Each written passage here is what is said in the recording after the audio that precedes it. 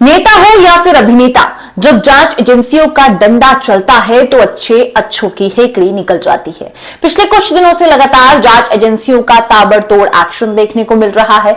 चाहे बिहार हो या फिर नोएडा, एक के बाद एक धड़ाधड़ एक्शन हो रहा है। अब बिहार में एक साथ 5 लोगों की गिरफ्तारी से कोहराम मचा हुआ है और सियासी उठापटक भी तेज हो गई है। नमस्कार, मैं हूं आपके साथ पारुल त्रिपाठी और स्वागत है आपका खबरवती न्यूज में।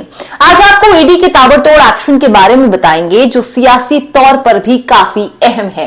अभी बिहार में बीते 10 जनवरी से ही आरजेडी नेता और पूर्व मंत्री आलोक मेहता और इनसे जुड़े लोगों के ठिकानों पर ईडी ने छापेमारी चल रही है। ईडी की टीम पटना में मौजूद आलोक मेहता के सरकारी आवास पर पहुंची थी। सूत्रों के मुताबिक लोन फ्रॉड से जुड़े मामले में ईडी ने तलाशी अभियान भी शुरू कर दिया है। ध्यान देने वाली बात यह है कि इस मामले में फर्जी लोन खातों, जाली दस्तावेजों और मनी लॉन्ड्रिंग के आरोप लगाए गए हैं। ऐसे में अब 12 जनवरी को एक नया खुलासा हुआ है, जिसके बाद बिहार की सियासत में हलचल तेज हो गई है। बताया जा रहा है कि ईडी ने बैंक लोन फ्रॉड केस में 5 आरोपियों को गिरफ्तार कर लिया है। जांच एजेंसी ने वाराणसी में छापेमारी कर बैंक के सीईओ विपिन तिवारी और यूपी के गाजीपुर से विपिन के ससुर रामबाबू शांडियाल को गिरफ्तार कर लिया है। इसके साथ ही दिल्ली से नितिन मेहरा और कोलकाता से संदीप सिंह को गिरफ्तार कर लिया गया है। इस मामले में पंकज तिवारी की भी गिरफ्तारी हो गई है।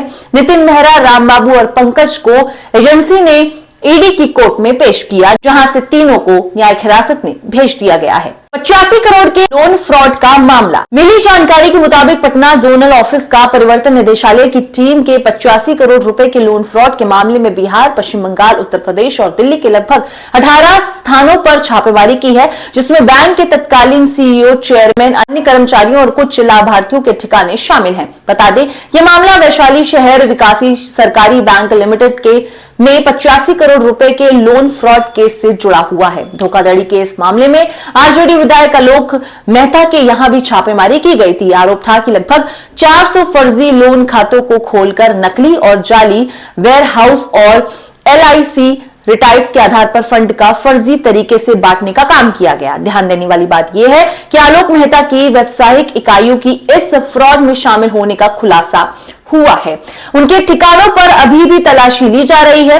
अन्य लाभार्थियों और उन व्यक्तियों के खिलाफ भी कार्रवाई हो रही है, जिन्होंने बैंक अधिकारियों को पैसों के गमन में मदद की और बाद में इन पैसों को छिपाने और मनी लॉन्ड्रिंग में सहायक बने। ये मामला सार्वजनिक धन के गमन और मनी लॉन्ड्रिंग से जुड़ा हुआ है, जिसमें कई उच्च स्तरीय अधिकारियों और लाभार्थियों के शामिल होने की बात सामने आ रही है।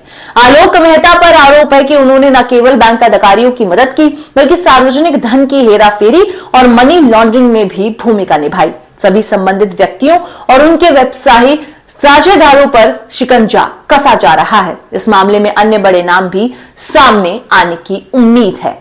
भतीजे की तलाश में ईडी। अब इस मामले में ईडी बिहार सरकार के पूर्व मंत्री आलोक मेहता के भतीजे एवं बैंक के अध्यक्ष संजीव कुमार को गिरफ्तार करने के लिए जुटी है। विपिन के ससुर रामबाबू शांडियाल पर पूर्वांचल सरकारी बैंक में 30 करोड़ का घपला घोटाला करने का आरोप भी है। बिहार सरकार के पूर्व मंत्री और राजद के विधायक आलोक मेहता और उनसे जुड़े लोगों के यहां पटना, वाराणसी, दिल्ली, कोलकाता, वैशाली सहित अन्य 19 ठिकानों पर छापेमारी ईडी के द्वारा की गई है।